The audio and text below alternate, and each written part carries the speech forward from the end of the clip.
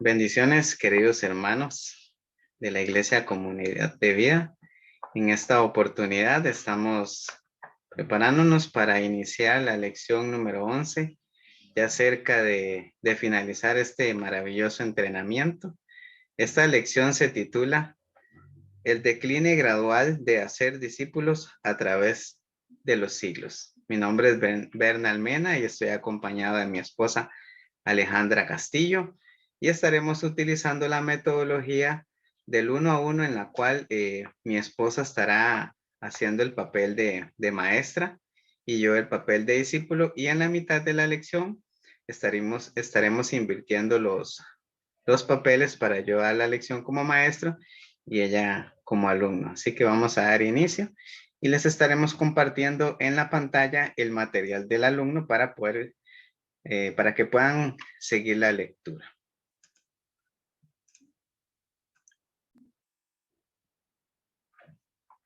Bendiciones. Como les dijo mi esposo, ¿verdad? Hoy es la sesión número 11 y el tema es el decline gradual de hacer discípulos a través de los siglos. El primer título que viene ahí dice así: revisando la historia de la iglesia. En los siglos después de la iglesia primitiva, muchos sustitutos del testimonio personal y de hacer discípulos empezaron a aparecer en la iglesia casi sin notarse. La naciente iglesia creció rápidamente, pero con el paso del tiempo llegó a estar cada día más institucionalizada. Entonces, ¿qué significa la palabra institucionalizada? Dice que es un sistema religioso estructurado y formalizado. Dice que es cambiar de un ambiente altamente relacional a uno más impersonal, que es lo que se convirtieron nuestras iglesias a lo largo del tiempo.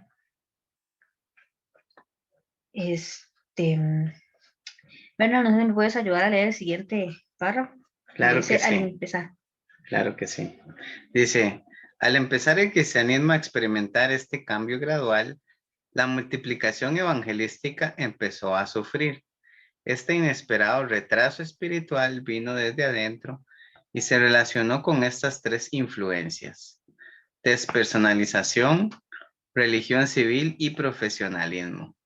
La historia de la iglesia revela que estos tres factores crecientes fueron los más grandes desafíos que el cristianismo enfrentó, porque disminuyeron la vitalidad espiritual. La influencia que causó este año tan temprano permanece con nosotros en varios niveles aún en el día de hoy.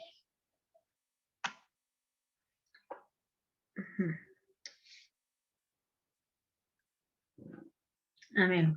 Bueno, vamos a empezar a ver cada uno de esos desafíos. Y el primero es la despersonalización. Dice que la despersonalización ha sucedido a través de generaciones, cuando las iglesias o las denominaciones han minimizado la aplicación práctica de las instrucciones de la Biblia tocante al sacerdocio del creyente. ¿Y qué es el sacerdocio del creyente?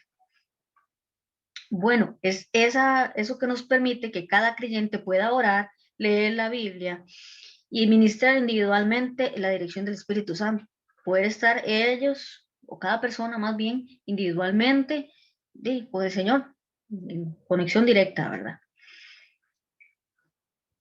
No sé si me ayudas a leer el siguiente párrafo. Dice, la despersonalización está frecuentemente acompañada por la sutil tendencia de hacer de las necesidades y el potencial espiritual de los cristianos menos importantes que la estructura de la iglesia, los ritos, tradiciones y programas. Bueno, con respecto a eso, te voy a hacer una pregunta. ¿Qué es la iglesia cristiana? Bueno, la iglesia cristiana está representada por todo el conjunto de creyentes que siguen las enseñanzas de Cristo, ¿verdad? Tanto en todos los ámbitos, hasta a nivel mundial. Correcto, no es como mucha gente tiene confundido, ¿verdad? Mucha gente piensa que es el templo, no, eso es el templo, la iglesia no es eso, es el cuerpo de Cristo, cada creyente que cree en Jesús y le sirve, ¿verdad? Amén. Ahora continuamos con el que dice religión civil. Dice así: cuando el emperador Constantino declaró ser un seguidor de Jesucristo, hizo del cristianismo la religión legal en el Imperio Romano. Un poco después de esto, ser llamado cristiano llegó a ser muy popular. Sin embargo, un auténtico entendimiento de la fe espiritual en Cristo y una entrega personal a Él con frecuencia estaban ausentes. Muchos que profesaban ser nuevos cristianos tristemente permanecían perdidos espiritualmente. Durante esta nueva era de religión superficial, muchos mal informados buscadores de Dios que necesitaban salvación empezaron a confiar en actos religiosos de varias clases en vez de poner su fe en el Señor Jesucristo. O sea, se desviaron de lo que era realmente ser un cristiano. Entonces, aquí una pregunta. Dice así: ¿cuáles prácticas religiosas utilizan las personas como sustituto de la fe que salva? Tal vez una de las prácticas religiosas más comunes es asistir a la iglesia, que no necesariamente, pienso yo, una persona que asiste a la iglesia es una persona salva, ¿verdad? Puede ser que vaya a la iglesia, pero su corazón puede estar alejado de Dios. Otras más están las buenas obras, ofrendar, el bautismo. Esto no quiere decir que sea malo, pero como hemos visto en nuestra doctrina, esto no nos salva. Para eso tenemos que recibir al Señor Jesucristo como Salvador, ¿verdad? Amén. Dice así: históricamente los esfuerzos humanos con frecuencia son sustituidos de un sincero arrepentimiento y una personal en Jesucristo. Sin embargo, la Biblia enseña que la gracia de Dios y el perdón están completamente disponibles para cualquiera. Ninguna otra cosa aparte de la fe en Jesucristo, nuestro Salvador, puede iniciar una relación eterna con su Padre. Ver Juan 14, 21 al 24, Romanos 19, 10 y Efesios 2, del 8 al 9. Entonces, ¿qué puede ir en ese espacio? Vamos a ver, dice, históricamente los esfuerzos humanos con, con frecuencia son sustitutos de un sincero arrepentimiento y una fe, tal vez, Una personal fe, en Jesucristo. correcto, una fe personal. Y no sé si me ayudas a leer el siguiente. Dice así, la religión civil siempre ha sido enemiga de la fe cristiana. Siempre que igualemos la nacionalidad de alguien, su historia familiar, hechos religiosos o sus buenas obras con una fe redentora, habremos cerrado completamente el punto acerca de la cruz y de la resurrección. Ahora les voy a leer una historia. Se llama El chofer del taxi. Dice así. Vamos a ver. Aquí está. Dice así: una vez que nuestro autor estaba en Londres, tuvo la oportunidad de testificarle a un taxista y mientras hablaban le preguntó: oiga señor, con el paso de los años, ¿ha encontrado a Cristo o todavía lo anda buscando? ¿Ya se ha convertido en cristiano? El taxista respondió con una maldición y dijo: usted piensa que yo soy pagano, ¿verdad? Billy se quedó callado y pensó: este hombre no se da cuenta, pero él suena exactamente a eso, un pagano. Entonces dijo el taxista: todos los de Inglaterra somos cristianos. La conversación empezó ahí y mejoró poco a poco mientras viajaban en el taxi. Entonces podemos ver que aún hoy, todavía, muchas personas tienden a decir que son cristianos, pero solo por tradición o por costumbre y no porque realmente vivan el cristianismo. Bueno, no sé si me ayudas a leer el siguiente párrafo, donde para el tercer siglo es el que sigue. Dice así, para el tercer siglo el evangelio estaba claramente afectado por la religión civil y muchos que estaban todavía sin redimir se unieron a Constantino, llamándose cristianos, ya que los creyentes tenían que adorar en secreto y sufrir persecución. No era difícil reconocer quiénes eran los verdaderos discípulos de Cristo. Sin embargo, esto cambió lentamente. El arribo de la religión civil produjo muchos nuevos e inesperados retos que tenían la tendencia a minimizar el discipulado cristiano.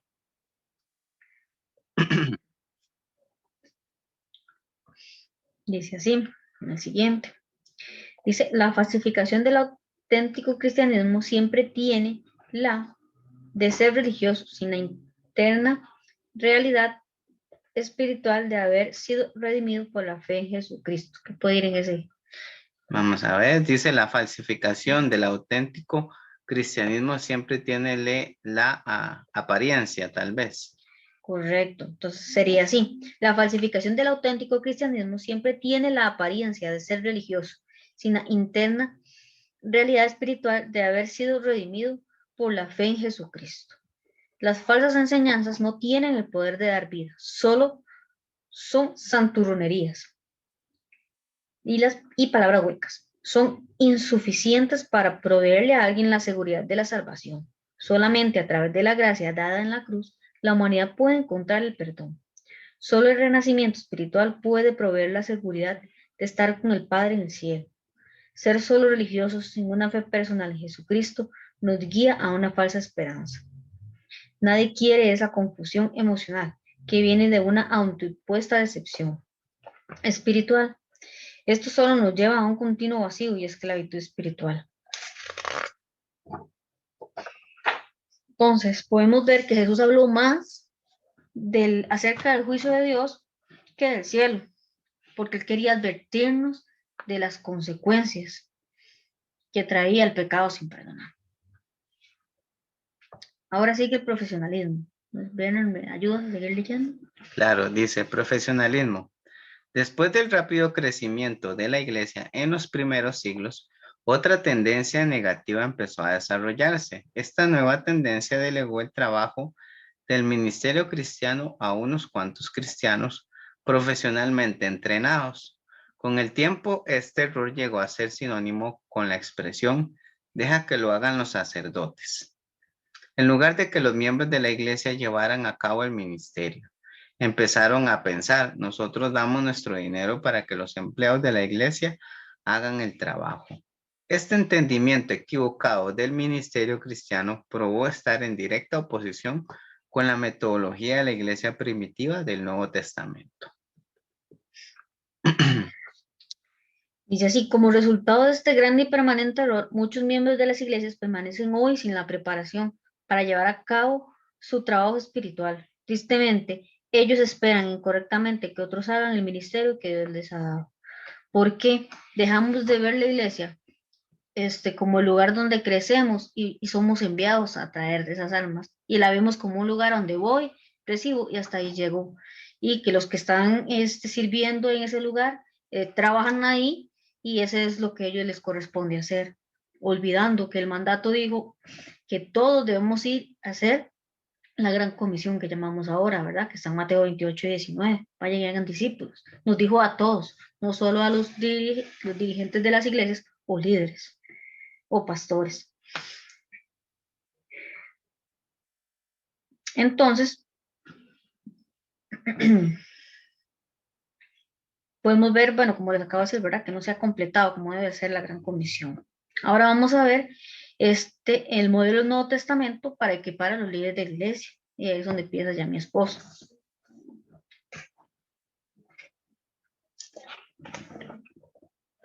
Bueno, hermanos, en este caso, yo ahora, como vamos a iniciar la segunda parte, yo estaré haciendo el papel de maestro y mi esposa sería el discípulo.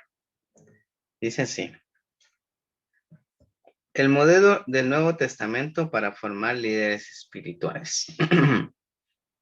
En contraste con las tendencias no saludables que hemos visto, ¿verdad? Que hemos visto 3 tendencias no saludables.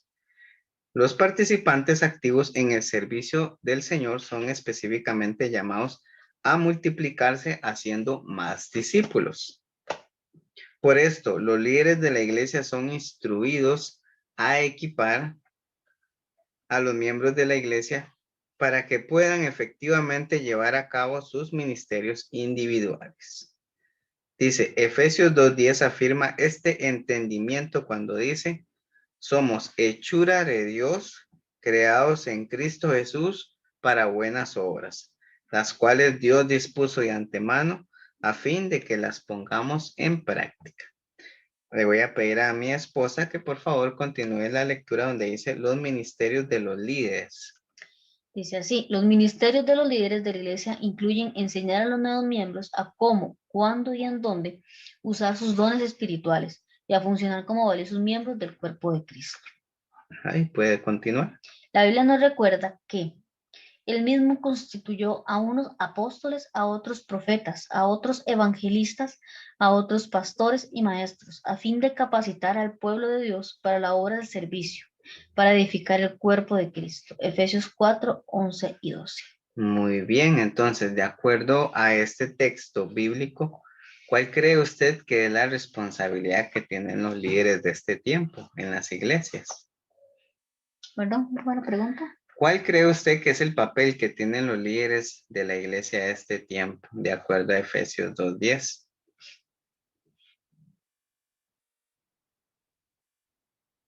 Ahorita ellos tienen el papel de enseñar y Es equipar. correcto.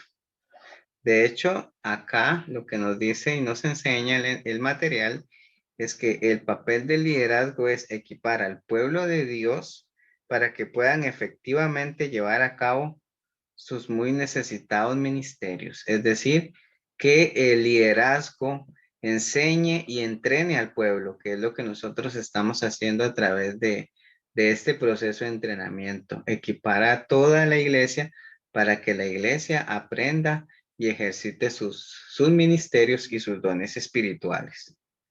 Entonces, viene otra segunda pregunta pequeñita que dice acá, ¿piensa usted que este modelo de equipar que utilizaron los apóstoles, ¿verdad? En el primer siglo, todavía se practica en las iglesias o cree que ya no se practica?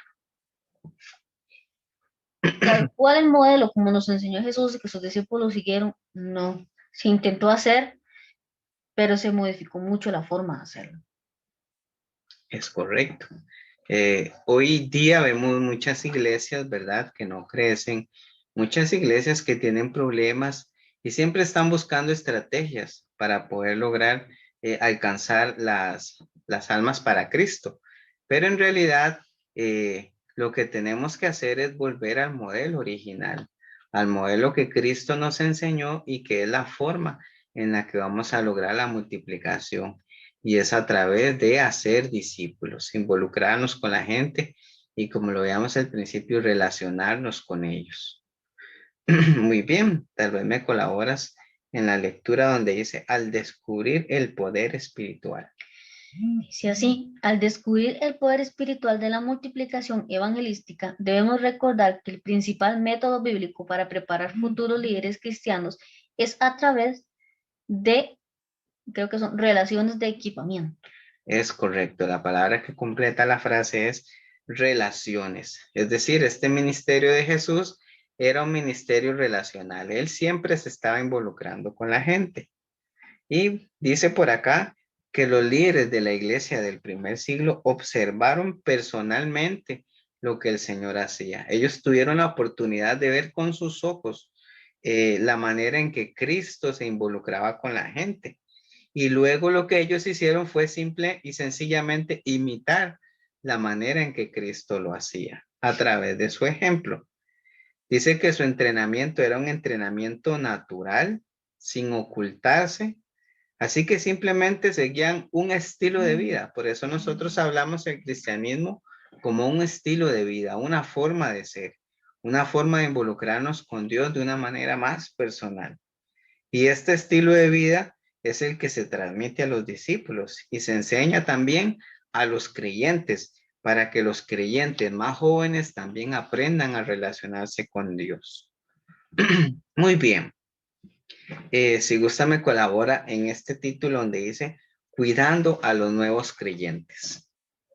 Dice así, podemos ver fácilmente el gran amor del Señor para los nuevos cristianos por lo que dijo durante sus horas finales a sus primeros discípulos. Detenidamente considere su conversación con Pedro. Jesús le preguntó, Simón Pedro, Simón hijo de Juan, ¿me amas más que a estos? Después de que Pedro le había contestado, el Señor continuó, apacienta mis corderos. Continúa. Esta orden se refería específicamente a que cuidara de las necesidades espirituales de los nuevos creyentes. Correcto. Enseguida, refiriéndose a los creyentes maduros, Correcto. Jesús dijo, cuida de mis ovejas y apacienta mis ovejas. Juan 21, 15, 17. Muy bien. Vean qué interesante lo que dice esto. Dice que la gente siempre ha sido el enfoque principal de la preocupación del Señor. Siempre ha sido la gente, nunca han sido los programas, nunca han sido los eventos, sino las personas. Así que cuando nosotros invertimos nuestro tiempo discipulando a los nuevos creyentes o a otros cristianos en crecimiento, estamos personalmente demostrando nuestro amor hacia el Señor. Cuando invertimos nuestro tiempo. Recuerden que una de las frases más interesantes de este material es que amor es tiempo. Siempre que dediquemos tiempo a la gente, estamos dedicando lo mejor, ¿verdad? De nosotros y le estamos demostrando nuestro amor y nuestro interés hacia ellos. Dice, nuestras acciones expresan más claramente nuestra devoción sincera y nuestra gratitud personal. Hacer discípulos es el ministerio específico que nuestro Señor Jesús pidió unos momentos antes de que Él ascendiera de regreso para estar a la diestra de su Padre. Así que completar esta importante tarea debió tener prioridad entre las muchas formas de servicio en la iglesia de hoy. Algunas congregaciones tienen mucha gente, pero a pesar de lo que el Señor dijo, muy pocos de esos miembros han sido personalmente discipulados por un creyente con más experiencia. Esto es el por qué no se está multiplicando espiritualmente. Y lo interesante de esto es que dice acá que aunque hay mucha gente en las iglesias, no necesariamente todas las personas están llevando un proceso personalizado de entrenamiento. No todas las personas están siendo discipuladas, están siendo mentoreadas, ¿verdad? A través de la vida de un creyente más maduro. Entonces viene una pequeña pregunta por acá. Dice que, ¿qué le dice a usted las palabras anteriores acerca de la profunda necesidad de hacer un cambio en la iglesia? ¿Por qué usted cree que es importante hacer cambios dentro de las iglesias sobre esto que estamos hablando? Para que con una formación sana podamos tener creyentes sanos y maduros y que puedan enseñar a otros de la mejor forma. Muy bien, y de esa manera garantizamos que todos los creyentes puedan ir creciendo espiritualmente. Y aunque las iglesias estén llenas, vamos a tener la certeza en el Señor que esas iglesias van a estar llenas no solamente de personas, sino llenas de personas que están relacionándose íntimamente con Dios. Amén. Voy a pedirle que lea, que me ayudes a leer donde dice los expertos en crecimiento. Dice así, los expertos en crecimiento de iglesias están alarmados del intencional y masivo índice de abandono de las iglesias de hoy. Millones de miembros nominales y sin entrenamiento en las iglesias están siendo atraídos cada año de regreso al mundo. Esta tendencia es principalmente debido a la negligencia y ausencia de un proceso neotestamentario intencional de hacer discípulos. Correcto, vean lo peligroso. Estamos en una época muy difícil, donde mucha gente no quiere buscar de Dios, pero la estrategia de Dios y de Cristo siempre ha sido a través de relaciones personales con los creyentes, ¿verdad? Especialmente con los nuevos creyentes, para que se afirmen y se fundamenten en la fe. Dice acá que hoy estamos siendo advertidos acerca de esto por el alto porcentaje de nuevos miembros que calladamente y sin ser notados están yendo por las puertas traseras de las iglesias. Cuando este abandono sea igual al alcance evangelístico de las iglesias, entonces estas pronto empezarán a estancarse, es decir, las iglesias. Si no cerramos esas puertas de atrás, nuestra iglesia cae en el peligro de que nos estanquemos y dejemos de crecer. Ale, tal vez nos colaboras donde dice las iglesias fuertes. Ajá, dice así. Las iglesias fuertes son el resultado de tener miembros espiritualmente saludables. Es por esto que hacer discípulos a través de vida a vida siempre será necesario, refiriéndose a las primeras etapas del crecimiento espiritual. El apóstol Pablo explicó, les di leche porque no podían asimilar alimento sólido, ni pueden todavía. 1 Corintios 3:2. Y otra vez lo dijo, en 1 Tesalonicenses 2:7. Los tratamos con delicadeza como una madre amamanta y cuida a sus hijos. Muy bien.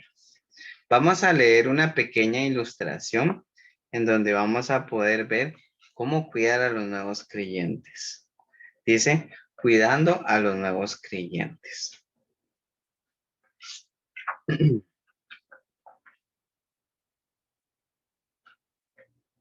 Dice así, en la mayoría de las iglesias, cuando los nuevos cristianos se unen a una congregación, son tratados erróneamente como si fueran adultos espirituales, cuando son solo apenas unos infantes espirituales.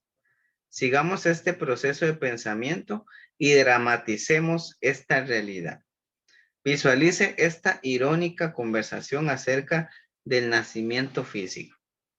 La orgullosa pareja tiene un bebé que es un niño o una niña. Es un niño maravilloso. ¿Qué nombre le pusieron? Jonatán. ¿Vinieron familiares y vecinos a verlo después de la llegada? Sí, y todos estaban emocionados y sonrientes. Ellos tomaron la pequeñita mano de Jonatán y le dieron la bienvenida a la comunidad. Sus padres orgullosos le dijeron, Jonatán, celebramos mucho tu nacimiento, así que por favor, siéntete amado e incluido. Cuando tengas hambre, recuerda que el refrigerador está en la cocina y está lleno de comida saludable. Puedes irte gateando por esa puerta grande y comer todo lo que quieras. Cada noche sus padres le dicen con cariño, Jonatán, es hora de comer, y lo sientan a la mesa junto con sus demás hermanos y hermanas. Le proveen con las mismas porciones y la misma clase de comida. Sus padres se sienten bien con su amor por él y le dicen, por favor, ven y come cuando quieras. Siempre hay suficiente carne, pan y papas. Ellos le hablan con cariño y lo animan mucho, pero se dan cuenta de que él no se siente muy bien. Y tristemente, a pesar de que lo aman mucho, los miembros de la familia no comprenden por qué él está muy mal nutrido. No entienden por qué él no crece y no tiene sus propios hijos. Esta condición existe en las iglesias alrededor del mundo, pero esto ha pasado desapercibido. Entonces, vemos en esta pequeña ilustración que Jonatán fue muy bien recibido. Y así es en nuestras iglesias. Normalmente recibimos con mucho gozo y alegría a los nuevos creyentes.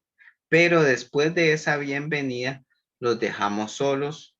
No les decimos, hay alimento espiritual, puedes venir a la iglesia, puedes venir a los ayunos, puedes venir a todos los programas que están dentro de la iglesia, pero no le enseñamos, no nos acercamos a ellos porque ellos apenas son infantes espirituales. Necesitan la guía de alguien con más experiencia que les enseñe paso a paso cómo deben seguir, cómo deben consolidarse en la fe, cómo deben alimentarse, y ese es el gran fallo de este tiempo, de las iglesias de nuestro tiempo, y es en las áreas en las que tenemos que trabajar a profundidad, ¿verdad? Entonces vemos que si comparamos al nuevo creyente con un infante espiritual, vemos la importancia de poder darles cuidado personalizado a cada uno de ellos. Vamos a continuar la lectura. Voy a pedirle a Ale que me lea donde dice, considere la calidad.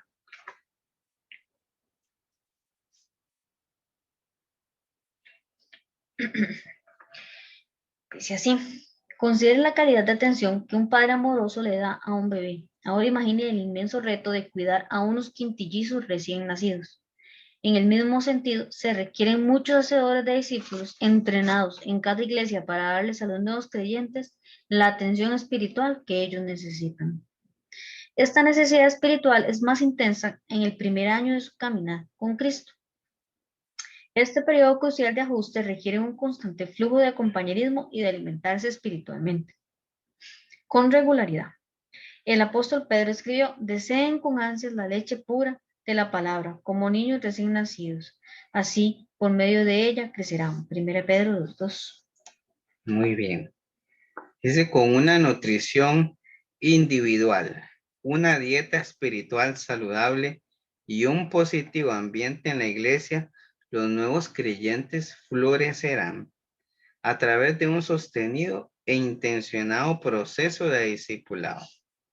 Ellos también disfrutarán personalmente el privilegio de crecer en su salvación, según 1 Pedro 2:2. Después de varias semanas o meses, ellos experimentarán la llenura de haber aprendido a tomar alimentos espirituales por ellos mismos. Y si observamos, veremos que su apetito personal espiritual crecerá más y más. Después de un tiempo, si son discipulados correctamente, ellos progresivamente se moverán de leche espiritual a pan, después a carne, y finalmente ellos entenderán por qué el alimento sólido es para los adultos, según lo que nos enseña Hebreos 5:14. Entonces vemos lo interesante y lo importante que es hacer discípulos y entrenar a la iglesia. Así que, hermanos, les animamos a seguir entrenándose, a seguir preparándose. Ya ustedes están muy cerca, ¿verdad? Y los felicitamos por su perseverancia, porque realmente los líderes de este tiempo tenemos una gran responsabilidad, ¿verdad? No solamente de discipular dentro y fuera de las congregaciones, sino también en todo lugar donde nosotros vayamos, tenemos que hacer discípulos. Es el mandato de nuestro Señor Jesucristo. Así que les animamos a seguir adelante. Y para finalizar, le voy a pedir a mi esposa que les esté leyendo la tarea de crecimiento espiritual.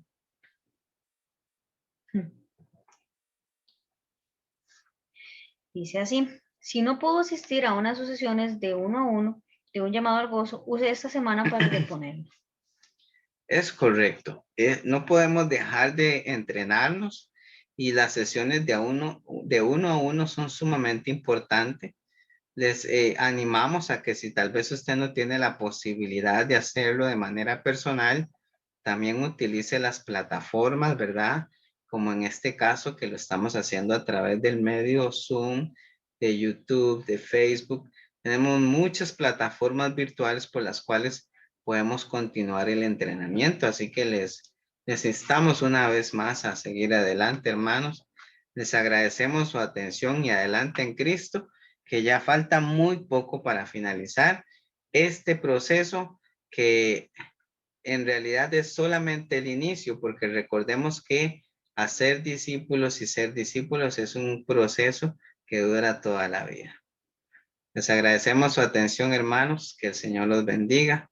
Vamos a hacer una pequeña oración y voy a pedirle a mi esposa que esté orando en esta noche. Amén. Amantísimo Padre Celestial, te damos gracias porque nos permitiste, Señor, poder tomar un ratito de tiempo, Señor, para aprender más y más de lo que tú nos dejaste escrito en tu palabra, para poder atraer más almas, Señor, a tu redil. Toma el control de cada uno de estos nuevos, Señor, hacedores de discípulos, Señor. Dale la sabiduría, las herramientas y las estrategias, Señor, para alcanzar a cada una de esas almas. Ayúdanos, Señor, a seguir creciendo, Señor, como iglesia, Señor, tanto en cantidad como en calidad, Señor. Que seamos creyentes y personas bien formadas en tu ministerio para poder obtener frutos saludables. Que seas tú llenándonos cada día y ayudándonos, Señor, con cada cosa, Señor, que nos propongamos. En el nombre de Jesús. Amén. Amén. Amén, hermanos. Adelante en Cristo. El Señor los bendiga. Bendiciones. Bendiciones.